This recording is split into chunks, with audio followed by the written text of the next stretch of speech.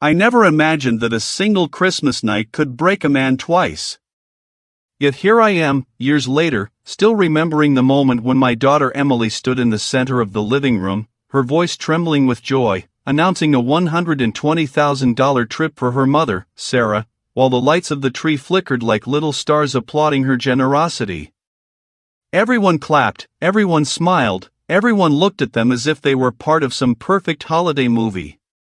And then she turned to me with a grin that felt strangely nervous, holding nothing but an old snowblower with chipped paint, the smell of gasoline still clinging to it, and said it was for me. Used. Heavy. Loud. A reminder of winters I thought I had survived long ago.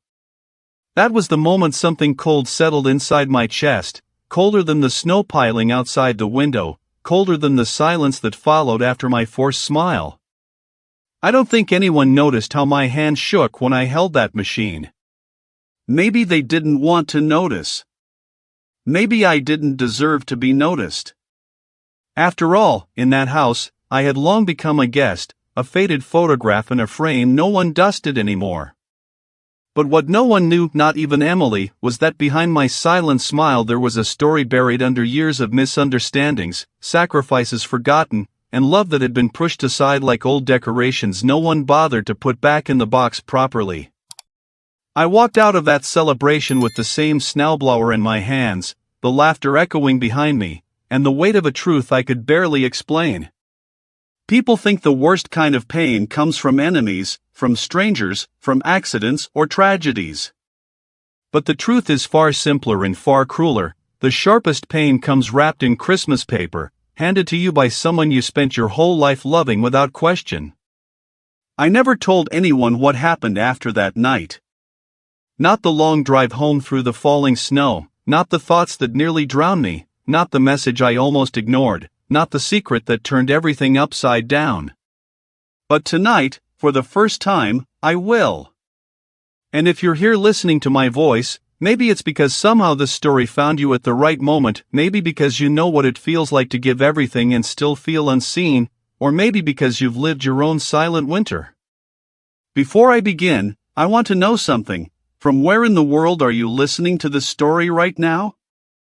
Tell me in the comments, because stories like this only make sense when shared with people who feel them. And trust me, what happened that Christmas night is only the beginning. I remember the way the house smelled that night, a mix of pine needles, cinnamon, and the perfume that Sarah always wore on special occasions. It was a scent that used to make my heart feel warm, like I belonged somewhere, like I was part of something that mattered. But on that Christmas night, the scent only reminded me how far I had been pushed from the center of that life, how I had become a visitor in a place that once felt like home.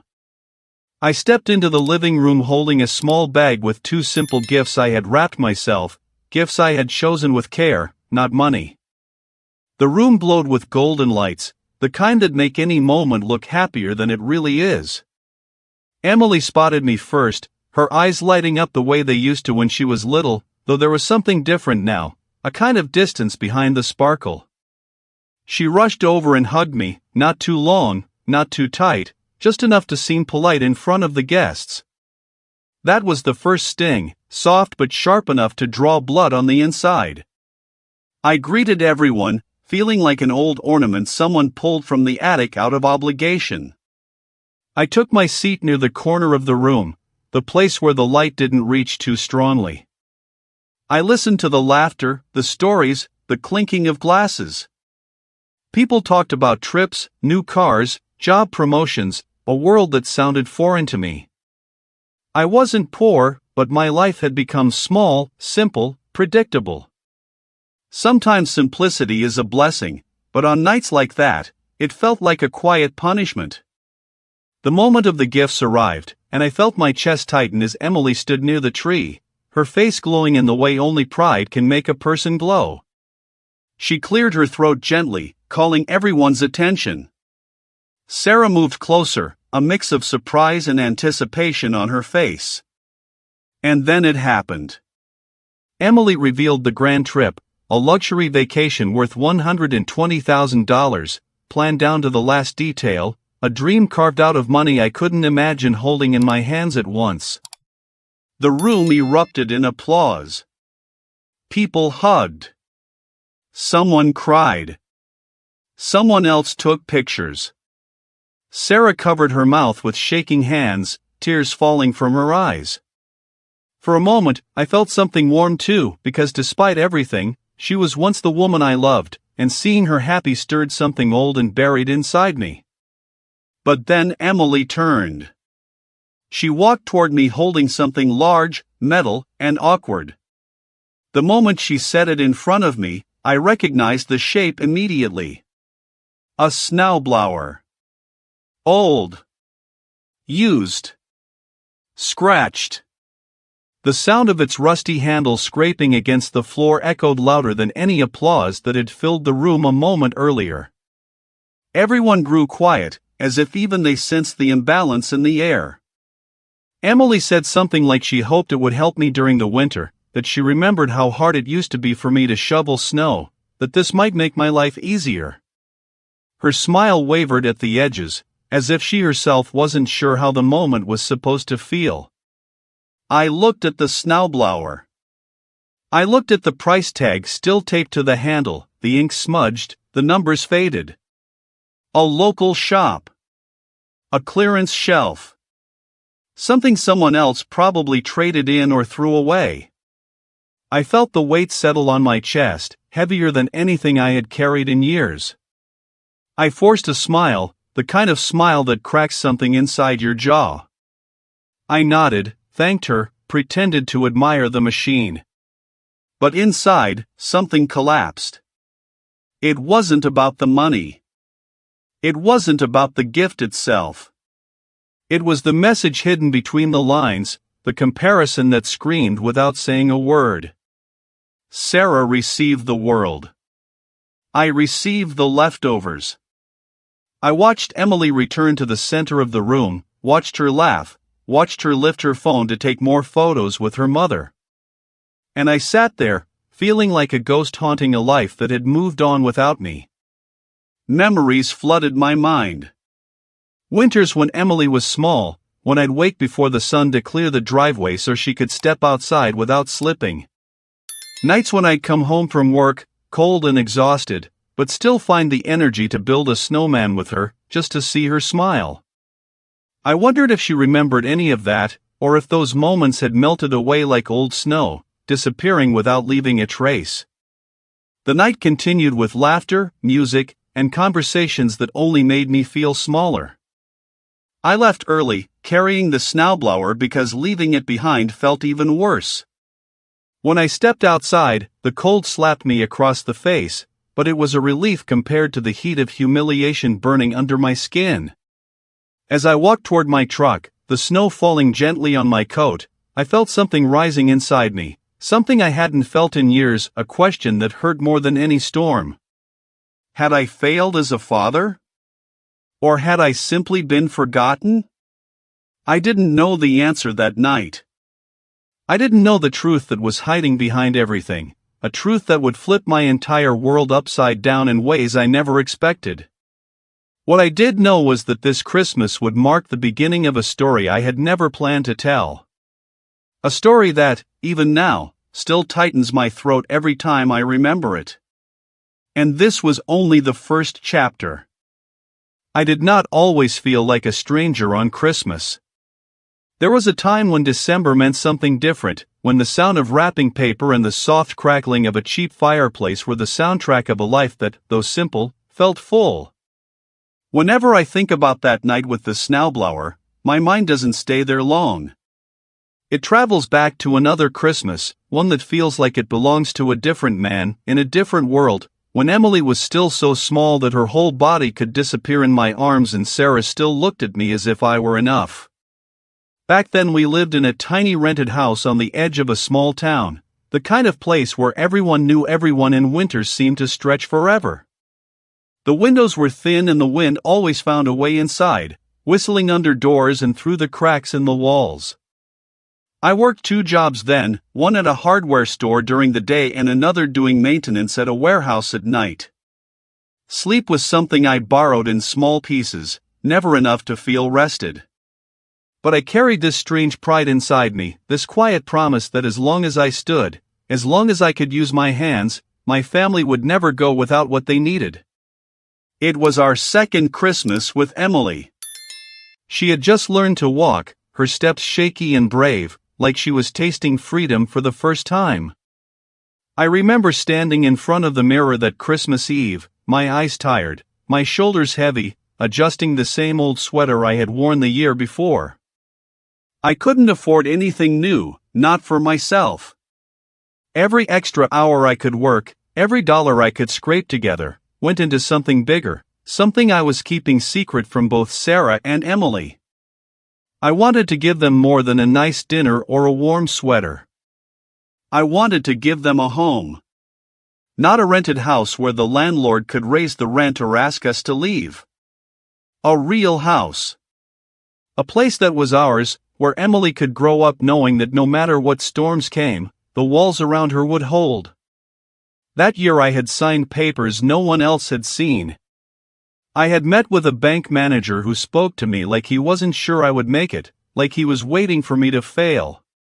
But I kept showing up, kept signing, kept working, kept paying. I skipped lunches, fixed things around town for extra cash, took every holiday shift they would give me. I missed birthdays, I missed football games on TV, I missed evenings that other men spent relaxing with a beer in their hand. I traded all of that for something else. For a key. On Christmas Eve, after Emily had finally fallen asleep in her crib and the world outside was silent under a thick blanket of snow, I slipped out for a few minutes. I drove to the new house. It wasn't big or fancy. The paint was a little faded in spots and the kitchen cabinets were old. But it had a small yard, a strong roof, and 3 rooms that echoed with emptiness, waiting to be filled with our life. I stood there in the dark living room, the only light coming from a street lamp outside, and I held the keys in my hand. I turned them over and over, listening to the honest weight of them, feeling tears burn my eyes in a way I didn't recognize. I wasn't a man who cried easily, but that night something inside me broke open. I saw Emily running down the hallway, her little feet on the floor. I saw Sarah hanging curtains, complaining about the color of the walls. I saw birthdays, school mornings, quiet Sundays. I saw a future. I whispered a promise to the empty room, a promise no one heard but me and maybe God, that as long as I had breath, this family would have a place to call home. I drove back to the rented house, the keys deep in my pocket like a secret flame. Sarah was sitting at the table, tired too, going through some bills, her forehead creased. Back then our fights were small but already starting to grow teeth. She wanted more, always more, and I understood that. Sarah had grown up watching other people have things she could only dream about. She wanted to travel, to eat in fancy restaurants, to wear dresses that didn't come from clearance racks. I didn't blame her, but I was terrified of debt, of failure, of promising what I couldn't deliver. That night, I had something I could deliver. I waited until the next morning. Christmas Day. The sun barely pushed through the gray sky, and the house was cold, but Emily's laughter warmed it more than any heater could. We had a small tree, its branches thin and a little crooked, decorated with cheap ornaments and handmade paper stars that Sarah had cut out while Emily slept. We had exactly 3 presents under the tree, a small doll for Emily, a winter scarf for Sarah, and a little envelope that I had placed carefully behind the others. When it was time, I gave Emily her gift first. She clapped her hands and tried to eat the wrapping paper before she even saw the doll. Sarah laughed, and for a moment it felt like we were invincible. Then I slid the scarf toward Sarah. It wasn't expensive, but it was soft, a shade of blue that matched her eyes. She smiled, but it was a small smile, and I could feel her disappointment hiding behind it, the way you can feel a draft even when the door looks closed. Finally, I took a deep breath and handed her the envelope. I told her it was something I had been working on for a long time. She opened it slowly, her fingers careful, as if she knew something fragile was inside. There were the copies of the house papers, the address, and the small note I had written at the bottom, for us. For her. For every Christmas after this one. I will never forget the way her face changed. For a moment all the disappointment melted, all the frustration disappeared, and she looked at me like I had just pulled the sun closer to our window. She started to cry, pressing the papers against her chest. She asked if it was real, if it was ours, if we could really move. I nodded, unable to say much, my throat too tight. Emily crawled onto my lap, oblivious to everything except the rustling sound of the paper. That was the first Christmas when I felt like I had given everything I could, not just money or objects, but years of my life, my strength, my sleep, my youth. I didn't know then that the very things I was breaking myself to build would one day be taken for granted, that the sacrifices made in silence would be rewritten as simple obligations, the way people say of fathers, that's just what they're supposed to do. But that morning, as we drove to the new house, the car filled with the sound of Emily's small voice babbling and Sarah's excited plans, I believed, truly believed, that I had done it right. I thought effort and love were enough. I thought that giving everything once would echo forever. Sitting years later with that used SNOWBLOWER at my feet, the memory of that old Christmas hurt almost more than the present moment itself. Because it reminded me that I had not always been the man in the corner of the room. Once, I had been the man holding the keys. There is a moment in every man's life when he realizes he is slowly being pushed to the edges of a world he helped build. It doesn't happen all at once, not like a door slamming in your face. It happens quietly, like snow accumulating on a roof, one soft layer at a time, until the weight becomes too much and something finally gives way. For me, the first crack appeared years after that Christmas when I handed Sarah the keys to our new home. At first, everything seemed steady enough. The house was filled with the sound of Emily's feet running down the hallway, her laughter echoing through the rooms. I worked hard, still doing extra shifts, still believing that effort alone could hold a family together. But life has a way of shifting under your feet without warning. Sarah began to change, not in a sudden burst but in slow, careful steps. She wanted a nicer couch, then a modern kitchen, then vacations in places I couldn't pronounce. I tried to keep up. I really did. I wanted her to feel proud of the life we had built, but the truth was I was drowning. She started spending more time with people who lived in a different kind of world, people who traveled every month, who talked about investment opportunities and luxury resorts like they were discussing weather. I didn't fit in. I didn't even know how to pretend. I remember the night after a dinner party she had insisted we attend. I stood in the kitchen afterward, washing dishes in silence while she scrolled through photos on her phone. She didn't say anything. She didn't need to. I could feel it, the widening gap, the growing disappointment. And then came the arguments, small at first. She said I lacked ambition. That I worked too much and brought home too little. That she wanted more out of life than counting coins and planning around bills. Somewhere in those years, love became a negotiation, and I was always losing ground. We tried. We truly tried. But trying can only carry you so far when two people are no longer walking in the same direction. The day we separated was the closest thing to silence I've ever heard. Emily was still young, too young to understand what it means for a family to split into pieces. I packed my things quietly, taking only what belonged to me, leaving everything else behind because I didn't want Emily to feel the house shrinking around her. I moved into a small place on the other side of town. Nothing special. Just 4 walls, a modest kitchen, and heating that worked only when it felt like cooperating. But it was mine, and I told myself I could rebuild. I told myself I could still be the father Emily needed. At first, it wasn't so bad. Emily came over every weekend. We watched movies, cooked simple meals, went for walks in the snow. She loved the little rituals we created together. But slowly, the space between us widened too. Sarah enrolled Emily in new activities, dance, piano, social events, things I wasn't always informed about until it was too late. Emily started canceling weekends, birthday parties, school trips, new friends, new life. And I understood it. Kids grow. Kids change. But understanding doesn't soften the sting. What hurt most wasn't the missed weekends, it was the way she began to talk. She started using phrases I knew didn't belong to her, comments about my small apartment, my old truck, my simple lifestyle.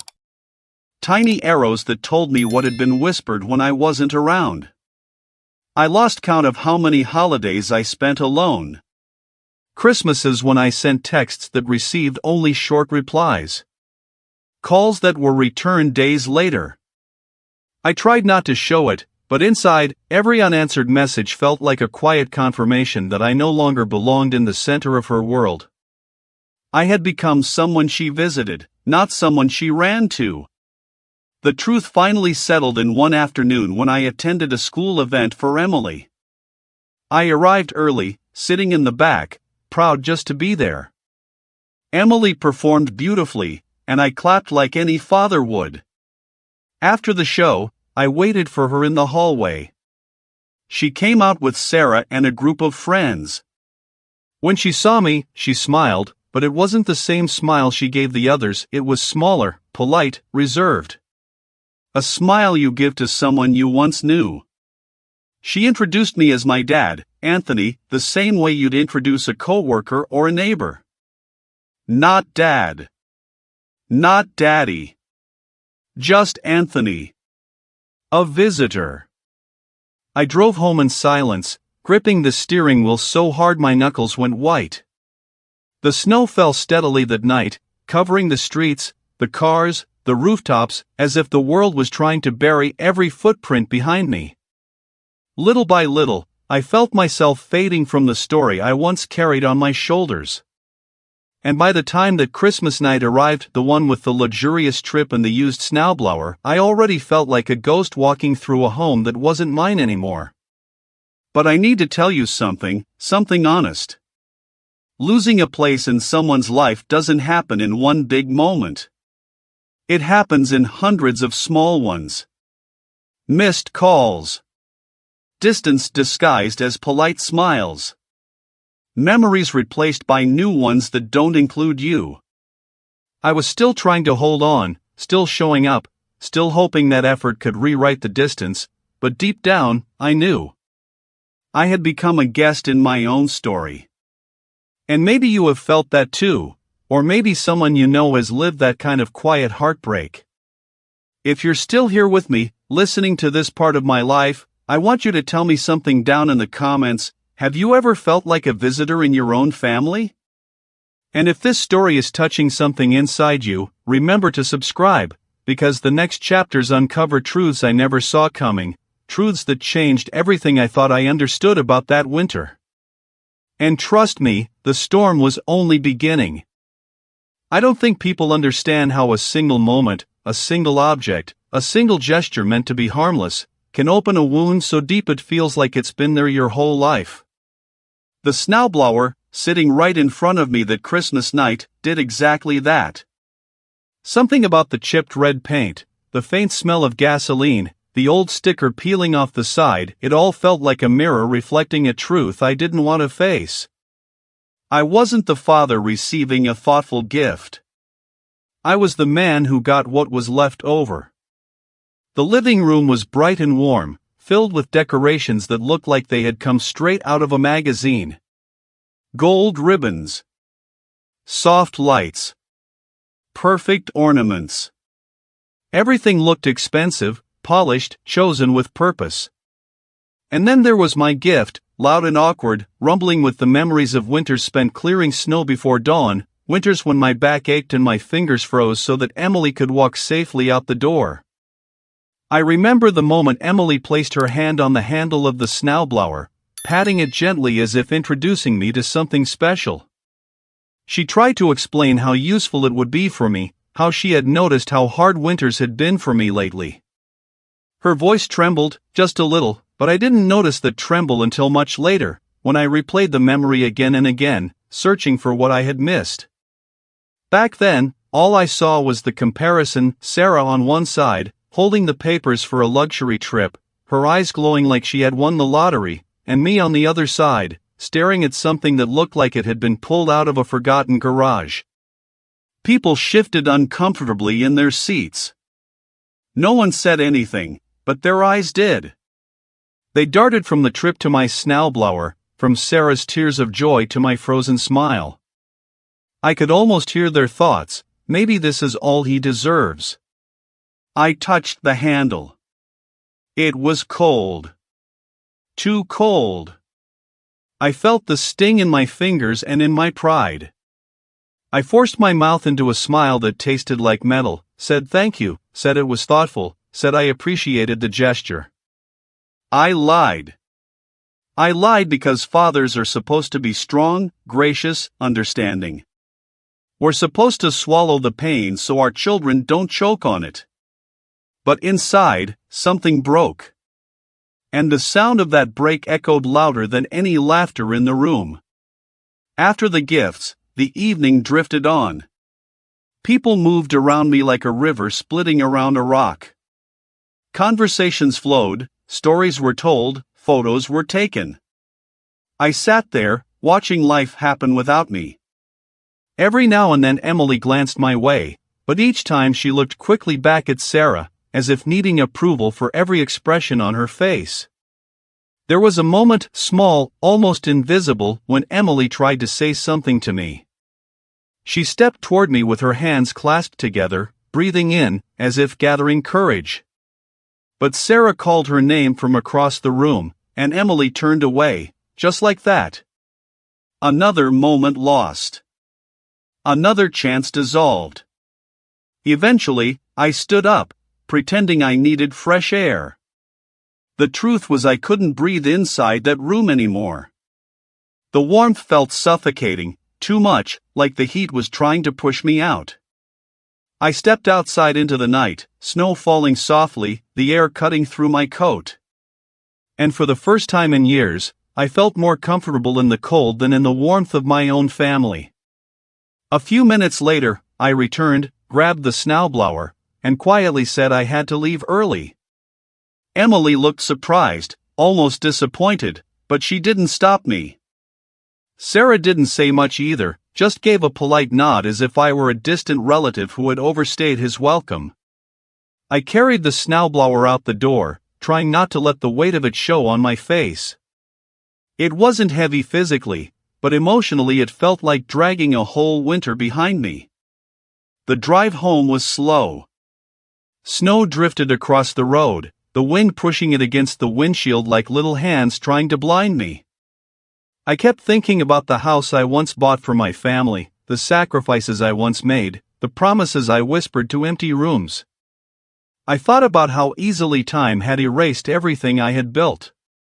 I wondered if this was my fault, if I hadn't loved loudly enough, if I hadn't fought hard enough, if I had let myself fade too quietly. By the time I reached my place, the snow had already covered the small driveway. I pulled the snowblower from the back of the truck and set it down near the porch. The machine looked even older under my porch light, like a relic from a life I no longer recognized. I stood there staring at it, feeling a strange urge to leave it right there and walk inside without looking back. But something stopped me. Pride, maybe. Or pain.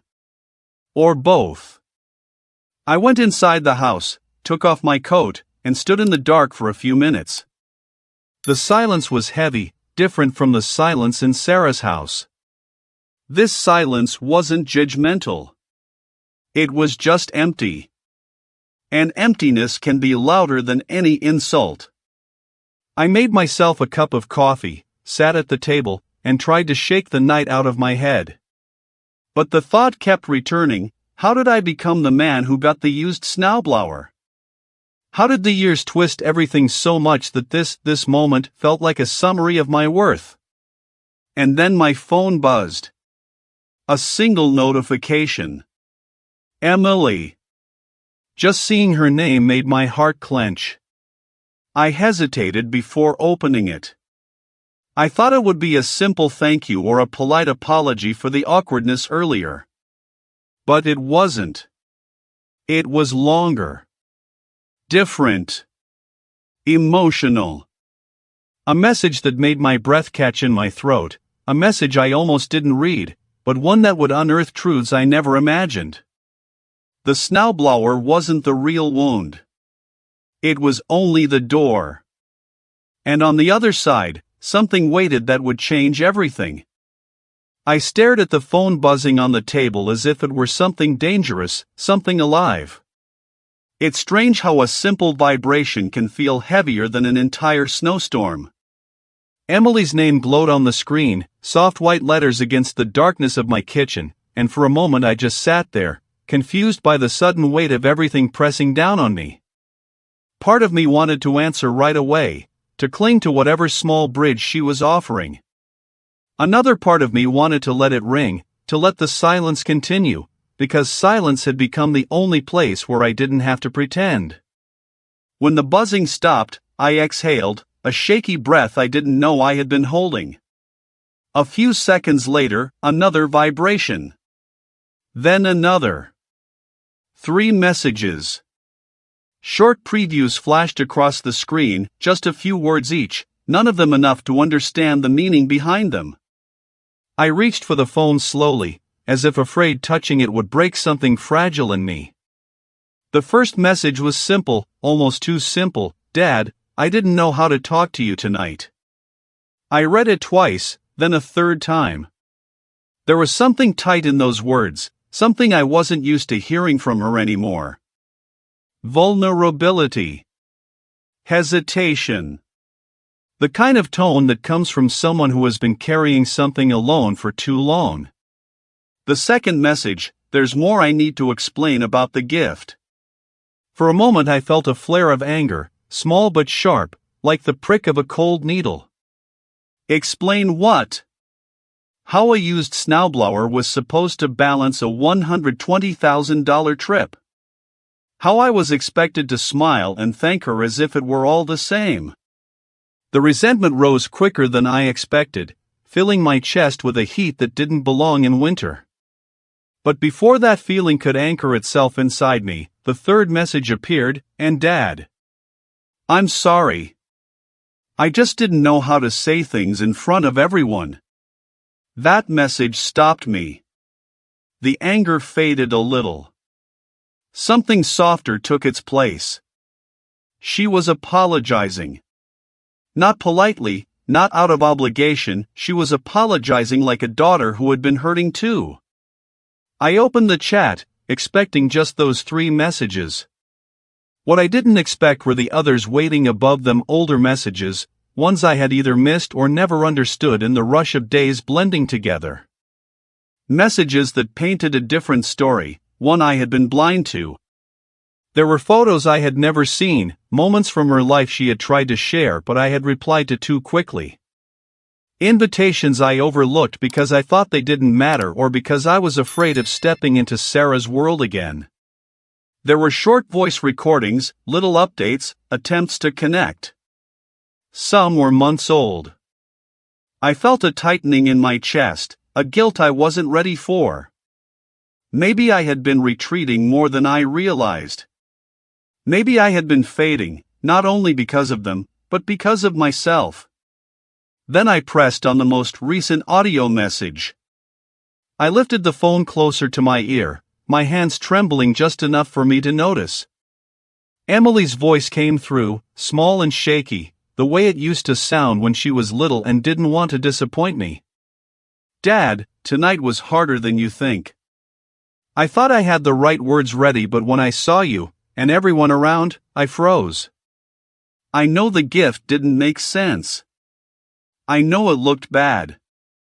I need you to listen to me, when you can. There are things you don't know. Things I've been trying to tell you for months.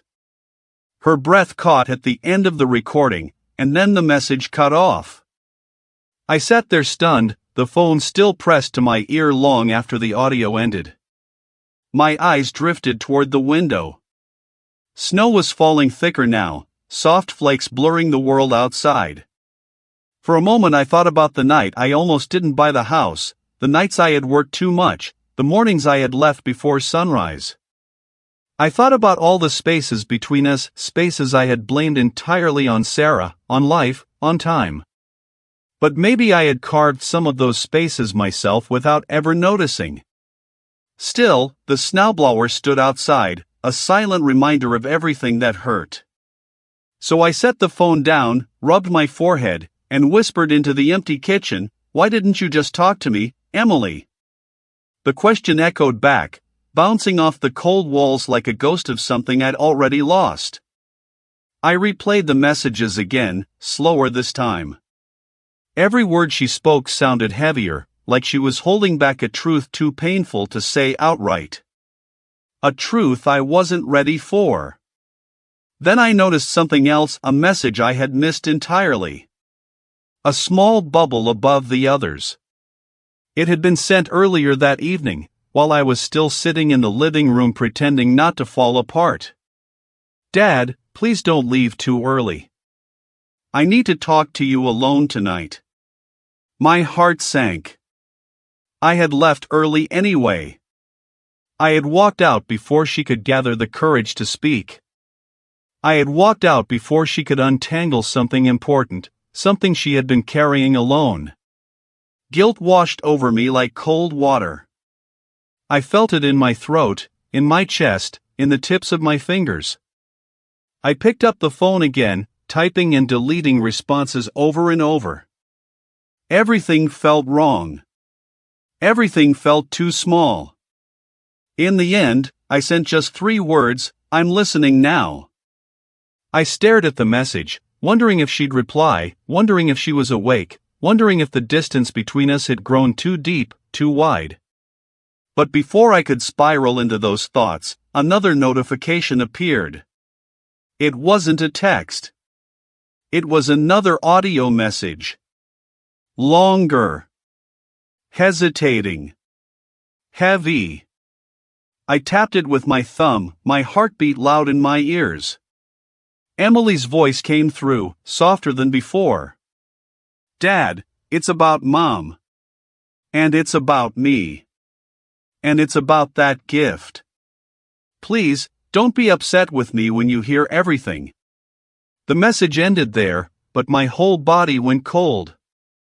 The snowblower had opened a wound, but Emily's words told me something far worse was waiting underneath. I don't know how long I sat there holding the phone, staring at the last message as if staring hard enough would somehow change its meaning. The house was quiet, painfully quiet, the kind of stillness that feels like it's waiting for something to break. Outside, the snow kept falling in heavy sheets, blurring the streetlights, softening every edge. It looked peaceful, but inside me, something restless paced back and forth, refusing to settle. I pressed play. Emily's voice came through slow and trembling, like each word cost her something. "Dad. I didn't want to say this tonight. I didn't want to ruin Christmas. But things aren't what they look like. Mom, she's not well. She hasn't been for a while. And the trip wasn't about luxury. It wasn't about showing off. It was something else. Something she asked me for. Something she said she needed before things get worse." My stomach dropped. I felt the air leave my lungs in one long, silent exhale. I leaned back in my chair, the phone pressed against my ear, my heart beating slower, heavier. For a moment, the world outside didn't seem cold enough for what I was hearing. I replayed the part about Sarah not being well. I didn't know what that meant. I didn't know how deep that truth went, but it burrowed into me instantly, like a needle slipping straight into my chest. The audio continued. Dad, she didn't want me to tell you. She said it would only make things complicated. But I couldn't keep it from you anymore. Not after tonight. She's sick. Really sick. And I'm scared. I've been scared for months.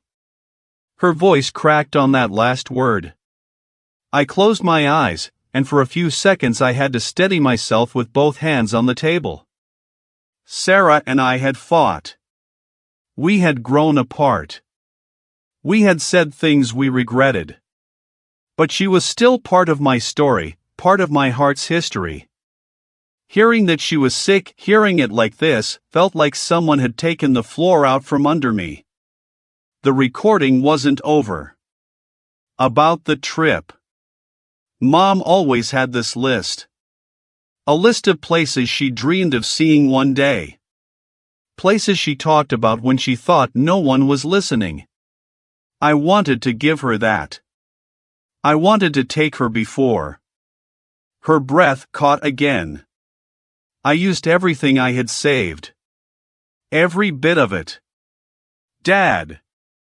I didn't buy the trip to make you feel small. I didn't even think about how it would look. I just panicked. I was trying to hold something together.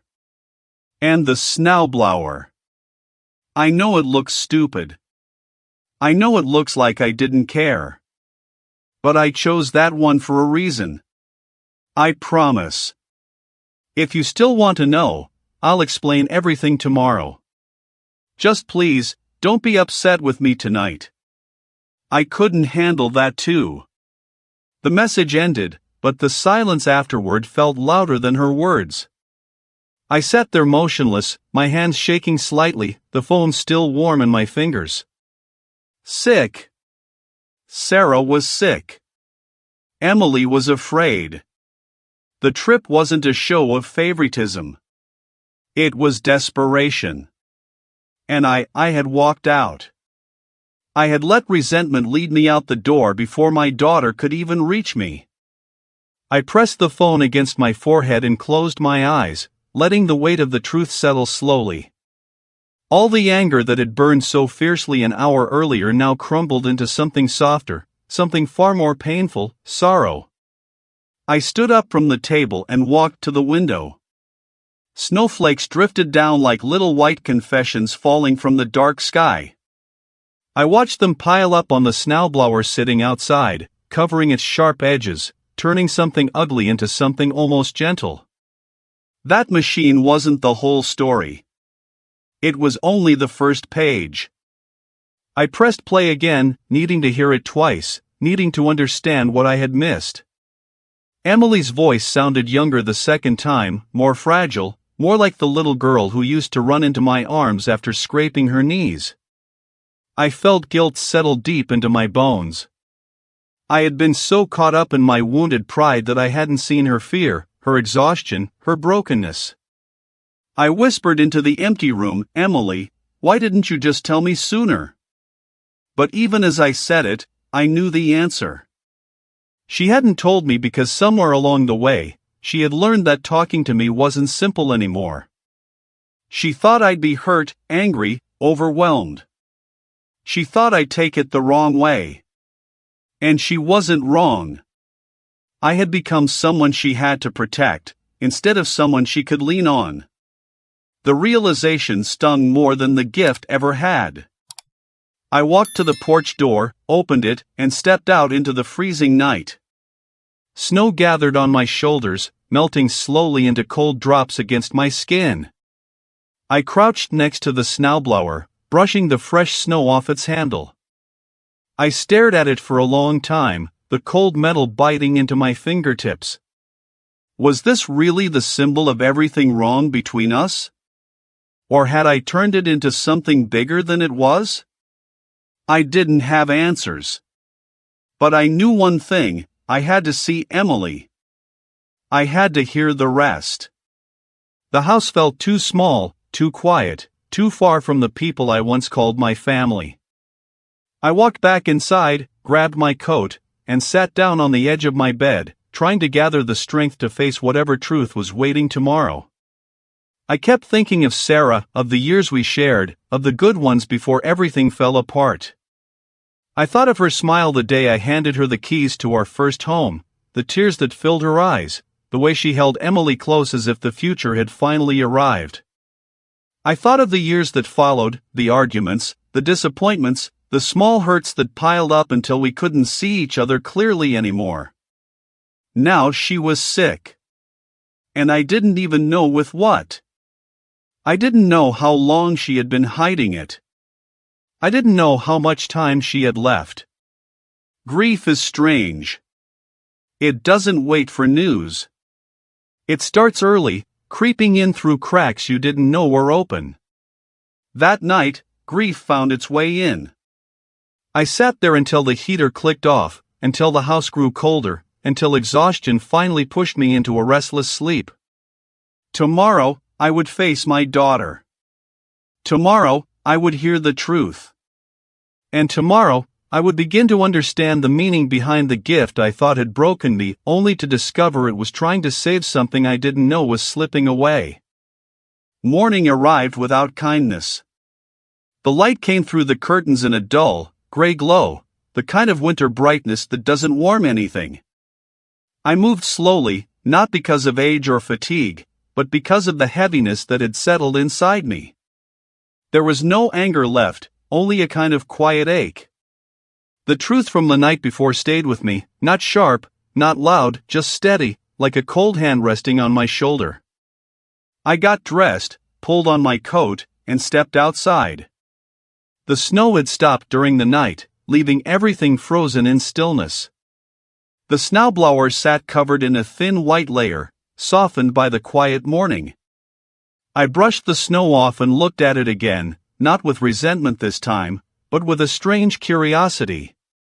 It felt different now, as if knowing the truth had stripped away some of its bitterness. Driving across town, the roads were slick, the world muted under winter's weight.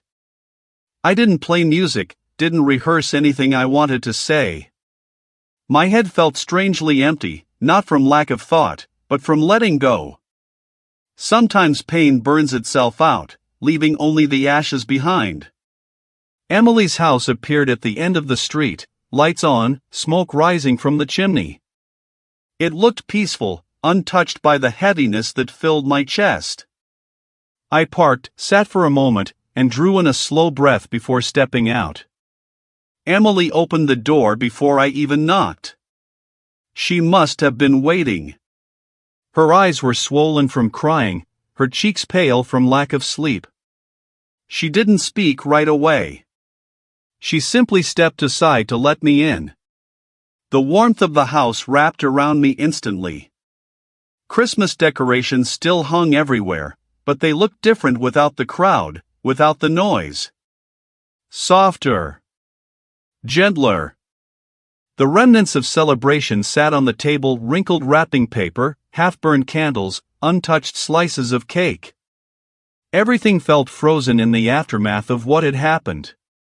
Emily stood in front of me, wringing her hands, her breath uneven. She wasn't a child anymore, but in that moment she looked like she needed something simple, something steady. I nodded, just a small gesture, letting her know she could speak when she was ready. She led me to the living room. The tree lights blinked slowly, casting a warm glow across her worried face. She sat on the edge of the couch, shoulders tense, staring at the floor. She didn't start with explanations, she started with something softer. She told me she wished I hadn't left so early. That she felt me slipping away even while we were in the same room. That she saw the hurt on my face the moment she handed me the gift, and how it crushed her because she hadn't meant for the night to wound me. I listened without interrupting. The words didn't need answers, not yet. Then she spoke about Sarah. She explained how the diagnosis had come months earlier, how Sarah tried to hide it, how she insisted that Emily keep it quiet. She told me about the hospital visits, the fear in the doctor's eyes, the long nights sitting beside her mother. She said the trip wasn't about extravagance, it was about fulfilling a list Sarah had kept tucked away for years, a list she thought she would never finish. Then came the part she struggled with the most. She lifted her eyes to mine, her voice barely steady, and told me why she chose that specific snowblower. She remembered the winters when I would wake up early to clear the driveway, the nights when I came home covered in frost, smelling like gasoline in cold air. She said those memories were some of the safest she carried. She said the sound of the snowblower engine meant home to her, protection, warmth, even when everything around us was falling apart. She wanted to give me something tied to a memory she cherished, but she didn't know how the night would twist the meaning into something painful. I didn't speak. I didn't rush to forgive. I simply breathed, letting everything settle. Forgiveness is not a switch, it's a slow thaw, like winter melting off the edges of a frozen lake. Then Sarah appeared in the doorway, thinner than I remembered, her face tired but gentle. She stood with that familiar posture of hers, chin lifted, shoulders squared, even when the strength behind it had faded. She apologized, not with excuses, not with long explanations, but with quiet honesty. She admitted to making mistakes, to pushing distance between me and Emily, to letting pride shape too many years. The house held the three of us in a silence that wasn't heavy anymore, just real. I looked from Emily to Sarah, and something inside me shifted. Not joy. Not relief. Something simpler, understanding. The kind of understanding that comes from seeing past hurt, past ego, past years of miscommunication. The kind that replaces resentment with recognition, they had been carrying their own storms too. Emily reached out and touched my hand. It was a small gesture, but it warmed something in me that had been frozen too long. The moment didn't fix everything. It didn't erase years of distance. But it opened a door. A small one, fragile, but open. Later, as I stood at the window looking out at the snow-covered street, I realized that the night could have gone differently. I could have held on to anger, let it grow roots, let it push me even further from the people I loved. I could have walked away forever. But I didn't. Forgiveness didn't arrive with fanfare. It arrived quietly, like dawn sneaking up behind the mountains, soft, slow, unnoticed until it filled the room. That night, I almost didn't forgive. Almost. But the truth softened me. And what came next would prove that forgiveness was only the beginning of the miracle waiting to unfold. The house was quieter after our conversation, not the kind of silence that pushes people apart, but the kind that settles in when truth finally has room to breathe. Emily stood up and disappeared down the hallway for a moment, leaving me and Sarah alone in the glow of the Christmas tree. The lights blinked in slow waves, casting shadows across the walls, softening everything they touched. I could feel the weight of the years between us, years of love, disappointment, effort, misunderstanding, sitting there like a fourth presence in the room. Sarah didn't speak. She simply watched me with tired eyes, eyes that had lost some of their sharpness. She looked smaller than I remembered, as if illness had quietly been taking pieces of her while no one was looking. In that moment, something inside me gave way to an old tenderness I thought I had buried. No matter how life had twisted the path between us, the truth was simple: we had once built a life together, a family, a world. And regardless of how that world ended, she had mattered to me. Before I could say anything, Emily returned holding something in her hands, a folded piece of paper, creased at the edges, soft from being handled too much. She sat next to me and placed it gently on my lap.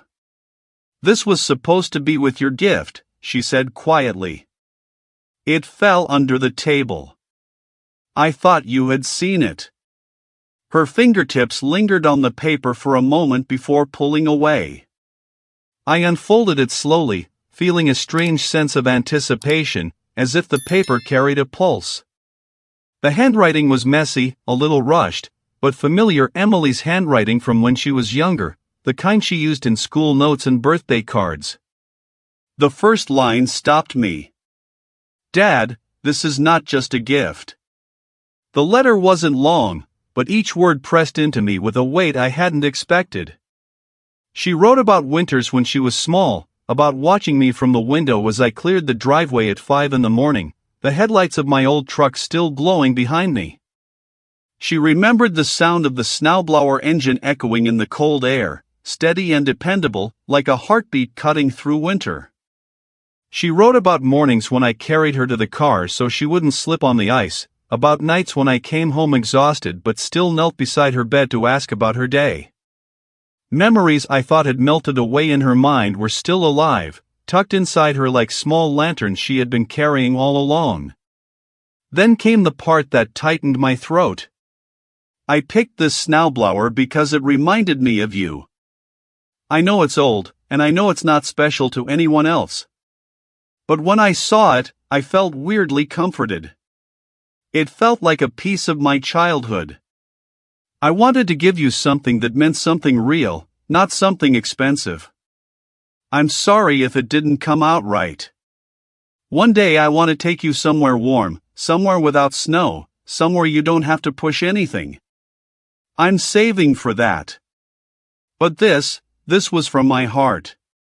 I read that line again. And again. Somewhere inside me, the old hurt cracked open, not to release anger, but to release everything that had been trapped beneath it, the fear, the longing, the quiet hope that she still saw value in who I was. The snowblower, once a symbol of humiliation, softened in my memory.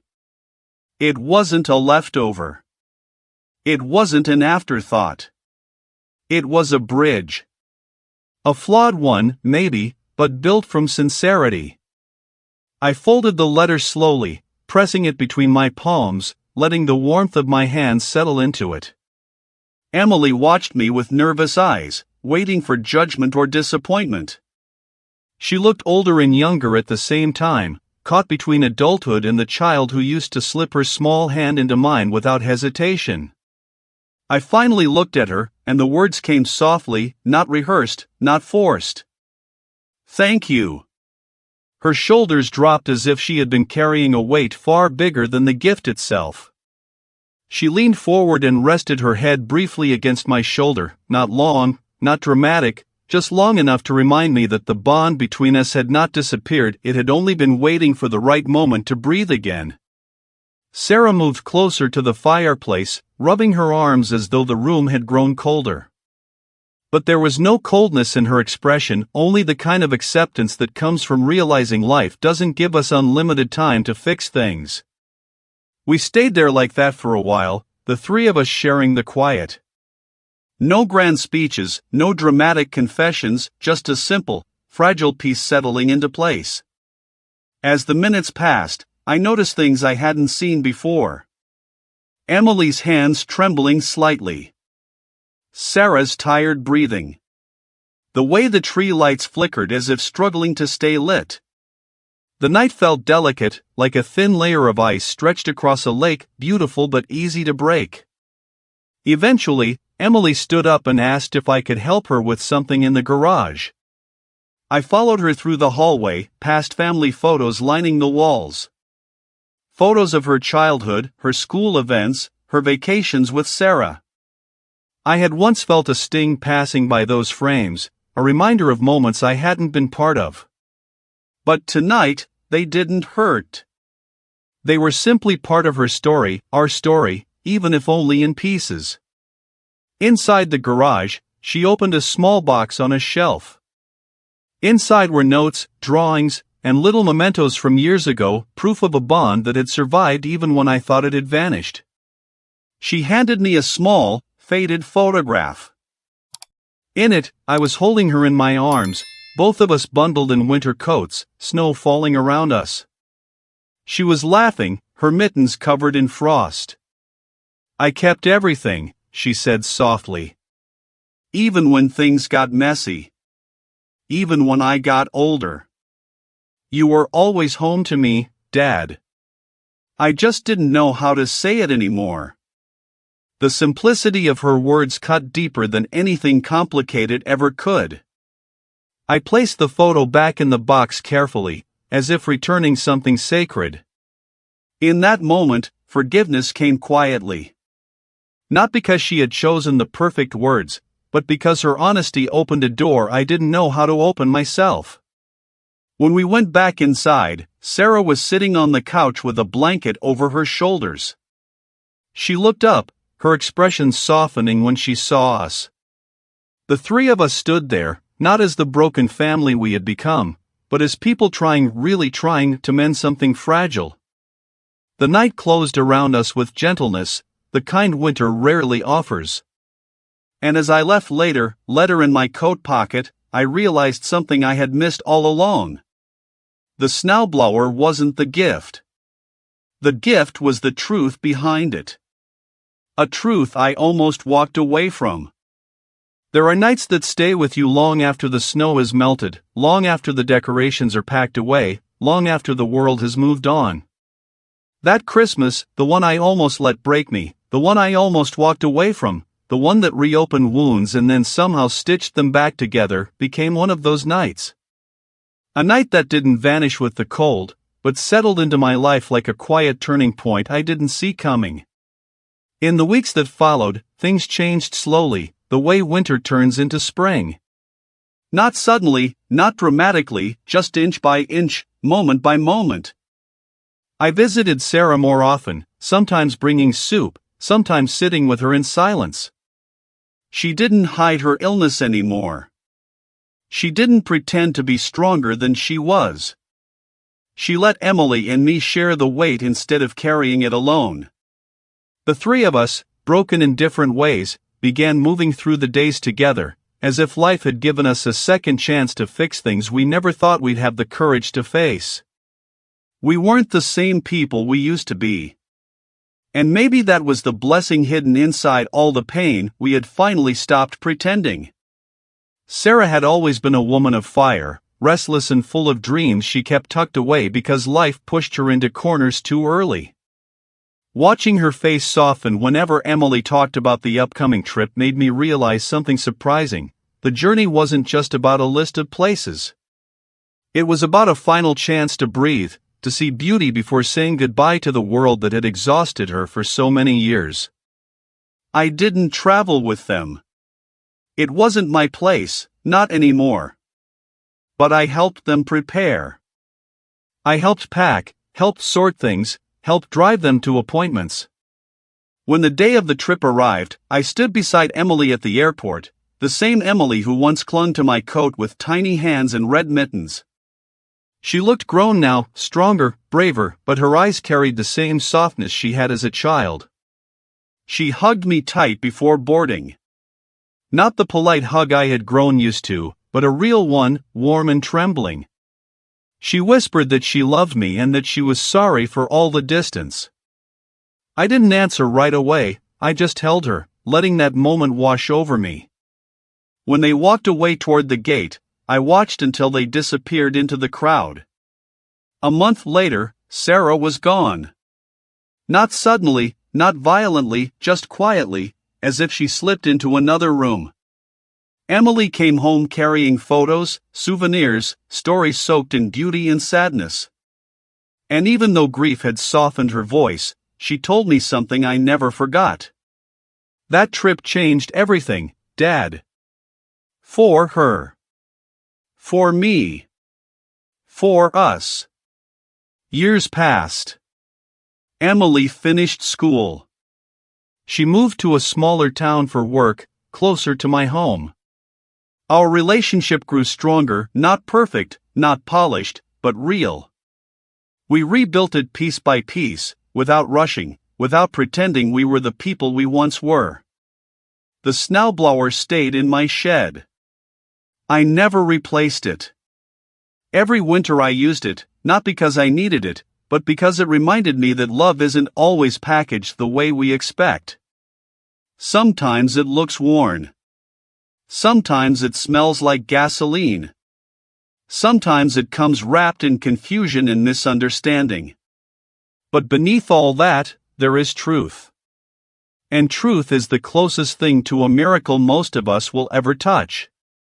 One Christmas Eve, years after Sarah's passing, Emily came to my house. She placed a neatly wrapped box under my small tree and hugged me the moment she stepped inside. The house smelled like pine and warm bread. Snow fell softly against the window. We sat together, no tension, no distance, just peace that had taken years to earn. She asked if she could read something to me. I nodded, unsure of what she had brought. She read from a small notebook her own reflections, her own memories of that winter. Words about fear, guilt, love, growing up, facing loss, and trying to understand the people we depend on. She read about forgiveness, not the dramatic kind, but the quiet forgiveness that slowly softens the sharp edges of memory. When she finished, she placed the notebook on the table and leaned her head against my shoulder the same way she used to when she was little. Outside, the wind whispered through the trees. Inside, the warmth held us. If someone asked me what the true price of Christmas is, I would tell them it's not measured in dollars or gifts or grand gestures. It's measured in honesty, in vulnerability, in the courage to face the people we love even when the truth hurts. Christmas is the season that exposes what we hide, reveals what we've ignored, and sometimes forces us to kneel before the pieces of our life we thought were beyond repair. But it also gives us the chance to rebuild, to forgive, to return, to try again. As I sit here now, older, slower, watching snow gather outside my window, I find myself thinking back to the moment when Emily placed that old snowblower at my feet. A moment that once cut me open now feels like the beginning of a miracle I didn't recognize. If you're listening to this story, wherever you are in the world, I want to ask you something. What is the real gift you've been overlooking in your own life? And who is the person you might need to reach out to, even if it feels late, even if it feels awkward, even if it feels painful? Tell me in the comments. Someone out there might need to hear what you've learned. And if this story touched something in you, subscribe, because stories like this aren't just stories. They're mirrors. And maybe the next chapter one tell will reflect something you've been carrying too. As for me, I learned that miracles don't always look like bright lights or grand gestures. Sometimes they look like a used snowblower, a late-night message, a fragile truth whispered through tears. And that, I believe, is the true price and the true gift of Christmas.